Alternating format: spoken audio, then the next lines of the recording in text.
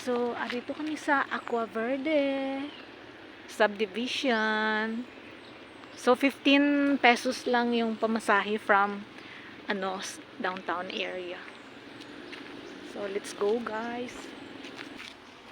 May office na mali doon.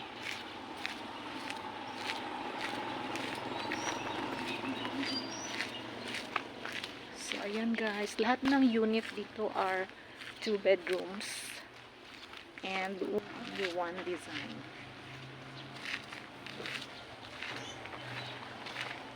Ganda rin. Amo ni ang namin ko ang magmahal. Naman. Kay corner lot. Corner lot siya kag ang extra niya nga centimeters bala. Lain dito kay gamay lang sa front. Ay, oo, mas lapad ilan, no? Okay, ang magali na nga mahal pag corner lot, guys. Ang house.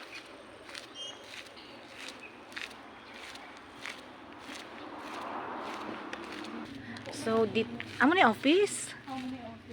Or showroom? Ano? Hindi, dito sa petang showroom. Ay, may showroom. Pwede dito ka doon maya sa showroom.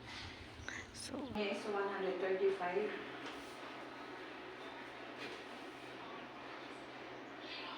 Sige lang mo, ayun na lang ko sa ano.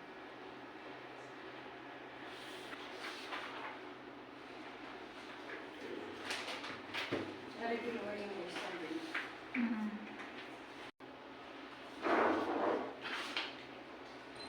so guys, ito yung model house. Yung living room. Ano kaya ni kalapat? Ito yung main door. Then, punta tayo dito. Ito yung first room. Diba? Yung kanina tatlo lang, okay na, okay Ang na. good tatlo ka mo. Pang gani ni mo, pang tatluhan nga Ang anak. small lang family size. So, ayan yung niya. Pwedeng double deck. Tapos, ito naman yung master's bedroom. Lapad man siya.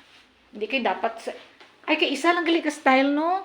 So, siya, lords, ng pag, siya, ikaw na, hindi siya furnished, no? Ha? Dire, hindi furnished, no? Ikaw na mag-furnished pag makuha, ma-turn over na ang mo.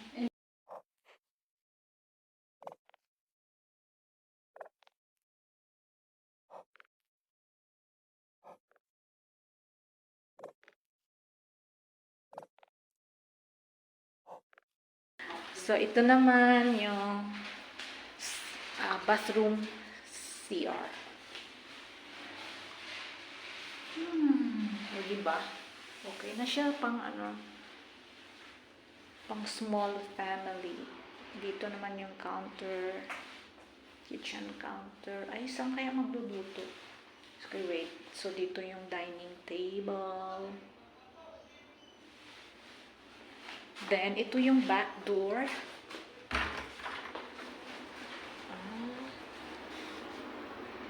So, diri lang gid lords magluto. Kung gusto ka, sa sagwa, mag-dirty kitchen ka. Pwede pa. Oo. Diri, no? Oo. Tama kayo. So, dirty kitchen. So, ayan. Ito yung mga neighborhood. Diyan. Nice naman siya, no? So, din siya. All house is all like this. So, ayan guys. Kung gusto nyong kukuha ng house and lot dito sa Aqua Verde lang, just contact me. Yeah. So, ayan. Very nice place.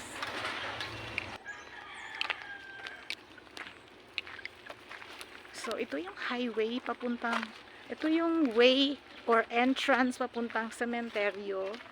Galing doon sa highway. So, dito. Tapos, dito naman sa gilid ang Aqua Verde. O, ayan.